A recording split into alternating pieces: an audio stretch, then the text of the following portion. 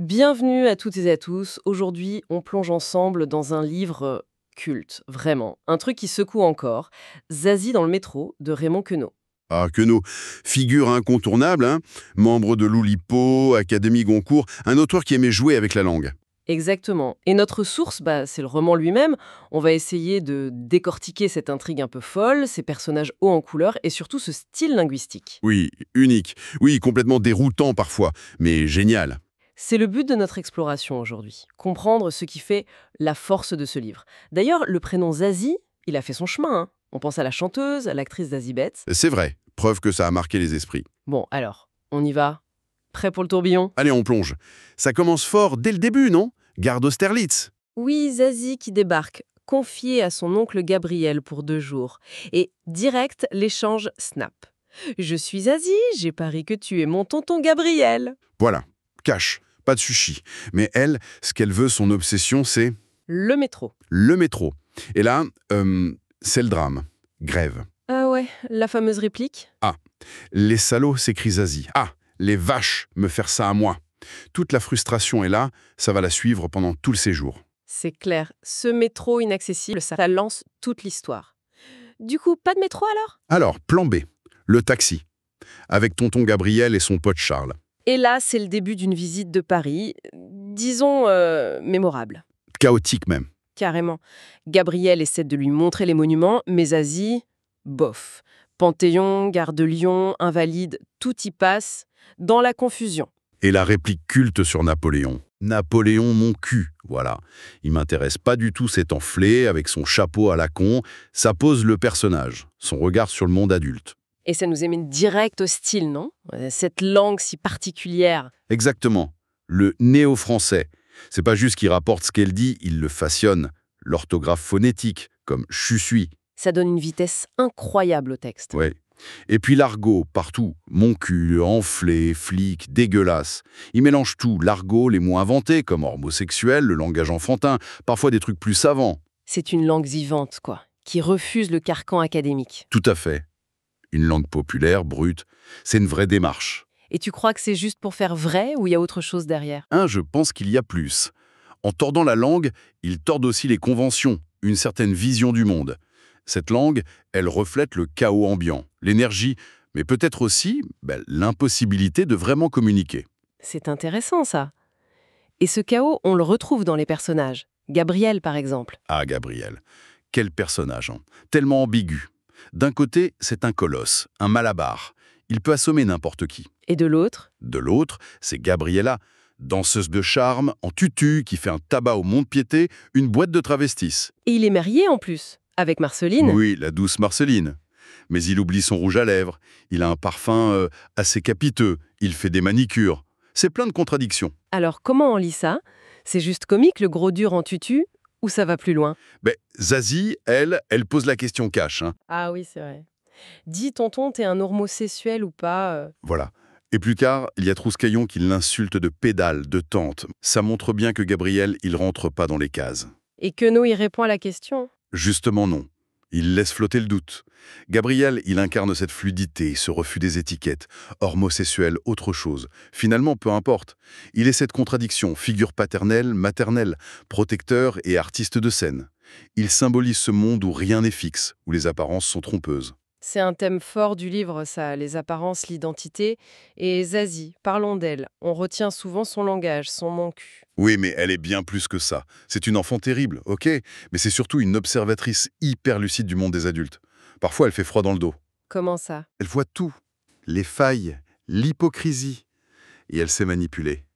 L'épisode de la fugue, quand Turando la poursuit. Ah oui, le patron du bistrot. C'est ça.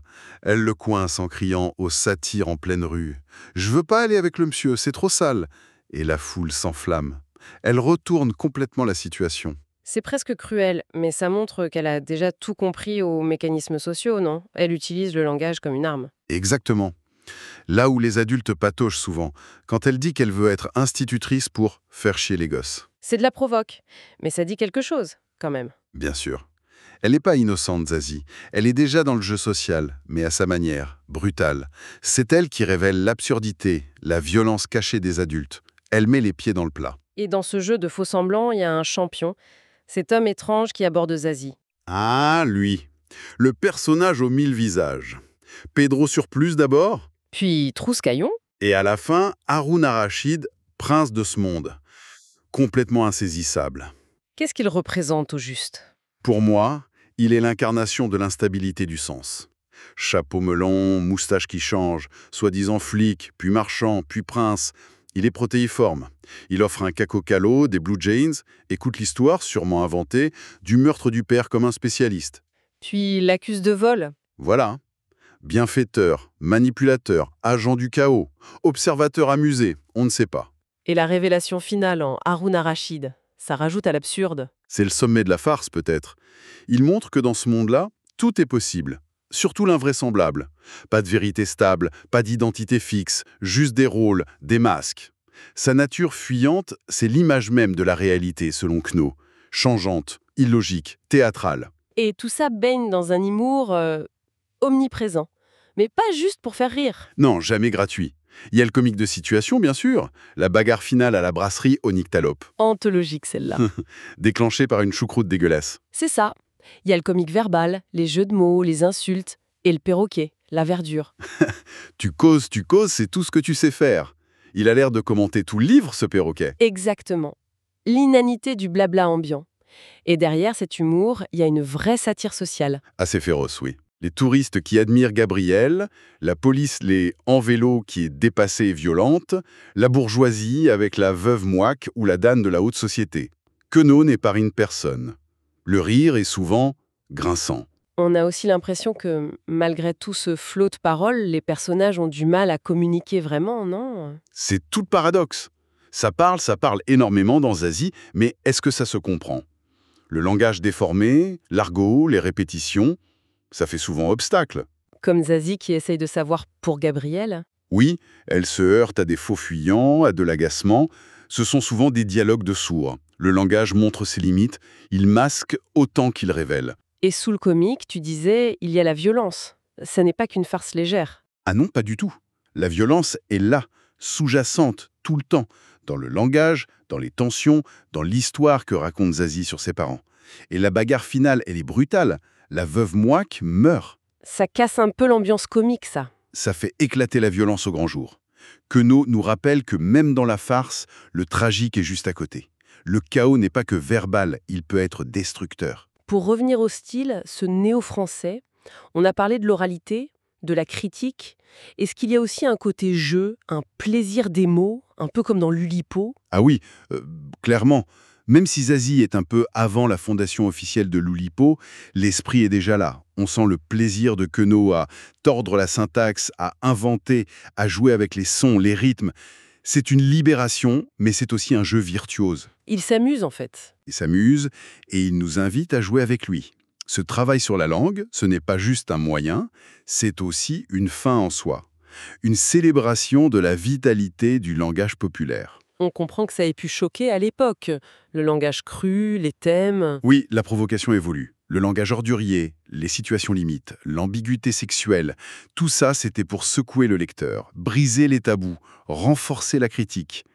Il ne cherche pas le réalisme, mais une forme de vérité par l'exagération, le grotesque. C'est une farce, mais une farce qui fait réfléchir. En résumé, Zazie dans le métro, ça reste une œuvre inclassable, un vrai feu d'artifice verbal. Exactement. Drôle, grinçant, expérimental. Et avec des personnages qu'on n'oublie pas, un livre qui continue de nous bousculer, de nous interroger. Et ce qui est fascinant, je trouve, et qui reste en suspens, c'est la toute dernière réplique de Zazie. Ah oui? Après ces 48 heures de folie, sa mère lui demande ce qu'elle a fait et elle répond juste « J'ai vieilli ». Qu'est-ce que ça veut dire au fond? Bonne question.